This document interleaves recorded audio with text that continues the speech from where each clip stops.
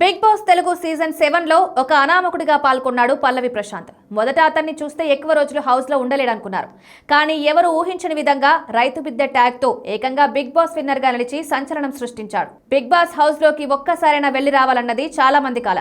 అందుకోసం ఎన్నో ప్రయత్నాలు చేస్తుంటారు కూడా. అలాంటి కలను నెరవేర్చుకోవడమే కాకుండా ఏకంగా విన్నర్ గా నిలిచాడు పల్లవి ప్రశాంత్. ఒక కామన్ మ్యాన్ గా హౌస్ లోకి ఎంట్రీ ఇచ్చిన అతను ఏకంగా బిగ్ బాస్ విజేతగా బయటికి తిరిగొచ్చాడు.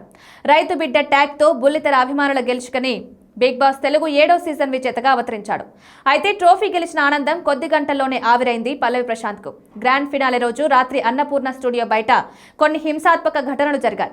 ఆర్టీసీ బస్సు కూడా ధ్వంసమైంది. దీంతో పోలీసులు బిగ్ బాస్ విన్నర్ పల్లవి ప్రశాంత్ తో పాటు అతని తమ్ముడిపై కూడా కేసు నమోదు చేశారు. ఈ కేసులో భాగంగా కొద్ది రోజులు జైలు జీవితం కూడా గడిపాడు. తర్వాత బెయిల్ పై బయటకొచ్చాడు. ఇప్పుడు ఇదే సంఘటనను మళ్లీ గుర్తు చేసుకున్నాడు రైతు బిడ్డ. ఓ ఇంటర్వ్యూకు హాజరైన అతను చాలా ఎమోషనల్ గా మాట్లాడు. ఇంత బతికి మా నాన్నను కోర్టు మెట్లు ఎక్కేలా చేశారని కళ్ళనీళ్లు పెట్టుకున్నాడు.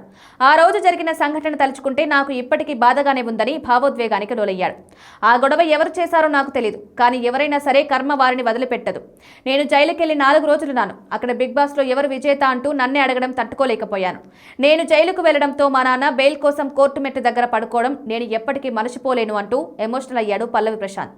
ప్రస్తుతం ఇందుకు సంబంధించిన ప్రోమో నెట్టింట వైరల్ అవుతోంది. కాగా బిగ్ బాస్ హౌస్ నుంచి బయటకు వచ్చిన తర్వాత కొన్ని టీవీ షోస్, ప్రోగ్రామ్స్, ఈవెంట్స్ లోనూ కనిపించాడు. సినిమా ఛాన్స్లు కూడా వచ్చాయని ప్రచారం జరిగినా ఇప్పటి వరకు ఒక్కటి కూడా పట్టాలెక్కలేదు. అయితే సోషల్ మీడియాలో మాత్రం ఫుల్ యాక్టివ్ గా ఉంటున్నాడు.